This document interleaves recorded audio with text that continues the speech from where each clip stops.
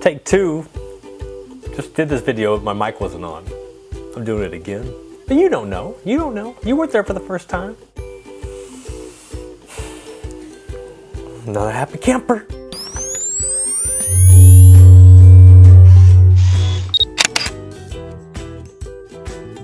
What's going on, everybody? Jeff Rose with guess what it is? It's dollars and cents. Dollars and cents. Yeah, I said it twice. From goodfinancialsense.com. This is where I'm answering a reader question. This is the question that you're giving me.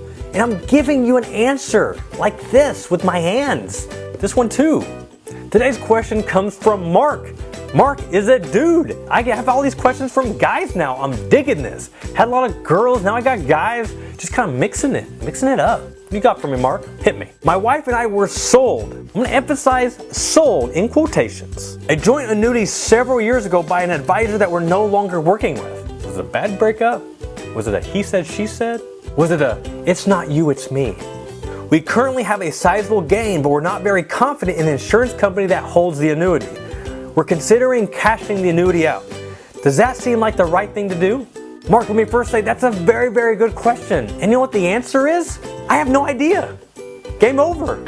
Show's over. See ya. Thanks for coming. Peace. The real answer is it depends. I don't know a lot about your situation to tell you yes or no. How old are you? Meaning, how much longer do you have before you can access your annuity without having to pay the 10% early withdrawal penalty? The IRS says 59 and a half. Now, why they use half ages, I have no idea. I think it's the weirdest thing ever. Like, who celebrates our 59 and a half birthday? No one. Hello, IRS. Okay, got sidetracked just for a minute. Back on point. So not only do you have to pay the 25% tax, but you have to pay the 10% early withdrawal penalty on top of that. That's a double whammy. So if you decide to cash it out, those are the things you're going to have to deal with. Now that could be a pretty hefty tax and penalty, so definitely give that some thought. So what are your other options? Well, if you still want to leave that insurance company because you just cannot stand them anymore, the other option you have is to do what's called a 1035 exchange. What you'll be doing then is taking that annuity and transferring it to a different company under a different annuity contract. Now what that also means is that you'll be subject to a new contract period. And that contract period could be 5 years, 6 years, on up to 10 years.